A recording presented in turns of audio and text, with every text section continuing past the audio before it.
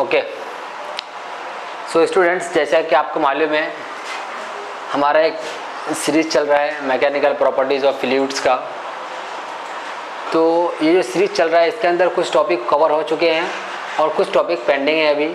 तो बीच में थोड़ा हम हालात ख़राब होने की वजह से हमने ब्रेक ले लिया था, ठीक है। ओके। तो स्टूडेंट्स, जैसे कि हमारा सीरीज़ चल रहा है मैकेनिकल प्रॉपर्टीज़ ऑफ फ्लूइड्स का, उसी को हम आगे कंटिन्यू करते हैं।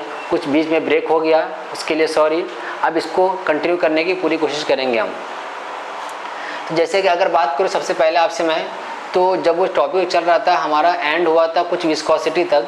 अभी जो हमारा नेक्स्ट टॉपिक चलने वाला है वो है Stokes law, terminal velocity and equation of continuity and Bernoulli's equation.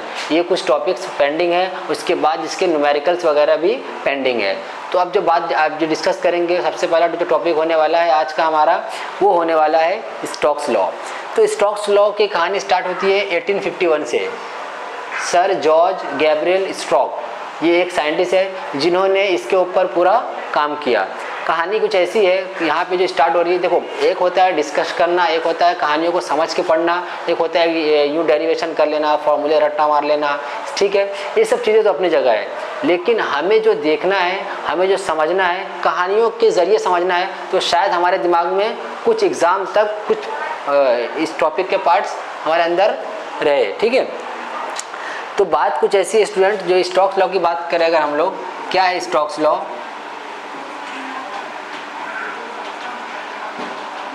क्या बताया मैंने नाम? ये कहानी स्टार्ट कभी होती है 1851। सर जॉर्ज गैब्रियल स्टोक, इन्होंने क्या किया, जैसे कि एग्जांपल के तौर पर एक बात समझते हैं हम लोग।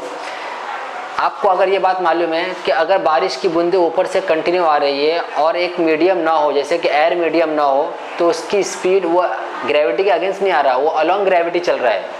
अगर पानी के ड्रॉप ऊपर से नीचे की तरफ आ रहे हैं तो वो अलॉन्ग ग्रेविटी आ रहा है, ना कि अगेंस्ट ग्रेविटी।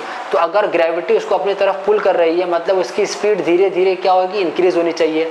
अगर उसकी स्पीड धीरे धीरे इंक्रीज हो गई तो अर्थ पे जो कोई पर्सन है, अगर उसके ऊपर बारिश की बूंद गिरती है तो उसकी स्पीड बहुत ज़्यादा होगी, क्योंकि वो बहुत ज़्यादा हाइट से ट्रैवल करके आ रहा है।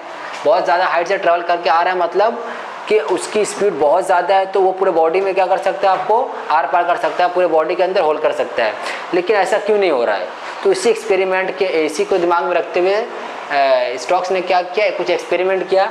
एक्सपेरिमेंट ये था कि एक कंटेनर कंसिडर किया उन्होंने, कंटेनर के अंदर एक विस्कस लिक्विड कंसिडर किया। अब वो विस्कस लिक्विड कैसे होंगे? तो विस्कस लिक्विड में क्या हो सकता है, ग्लिसरीन हो सकता है, ठीक है, गोल्डन सिरप हो सकता है, हनी हो सकता है, कोई भी होगा, लेकिन कैसा होगा, विस्कस होगा। अब किसी के दिमाग में यह होगा विस्कोसिटी क्या है, तो इससे पहले वाला वीडियो जाकर देख ले, तो उसका एक विस्कोसिटी वाला पार्ट क्लियर हो जाएगा, ठीक है। 5 मिनट का ब्रेक लेते हैं अपन, थोड़ा अजान हो रहा है तो, ठीक है।